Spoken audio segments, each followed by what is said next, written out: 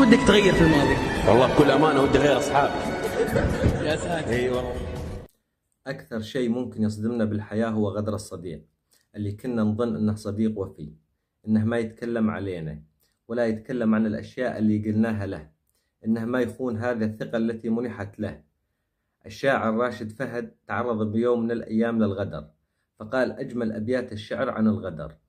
قال: ما عاد أصدق سالفة سرك في بير، قطعت عن بير السوالف أحبالي، أسج من تفكير وارجع لتفكير، وبرك رحالي وشدد رحالي، إن زانت الأخلاق تنبت نواوير، وإن شانت الأخلاق زعلت غالي. وأيضا قال: زرعت فيك الطيب لكنه ذبل، كأنك تقول التفتوا لسخافتي، فرقت عنك بالتعامل والنبل، وتموت ما تقطع مثل مسافتي، لو جاملوك اللي يدفون الطبل، أصارحك لو الصراحة آفتي، من الطبيعي ما أجامل لي خبل، تفهمي يطغى على لقافتي، قلبي حصاد الهرج ولساني شبل، يعكس مدى أخلاقي وثقافتي، وشلون أخاف من البشر وأنا جبل، والله منه حيلي ومخافتي، شعار واجد ضايفيني من قبل، خافوا لا ألغيهم لغوا إضافتي.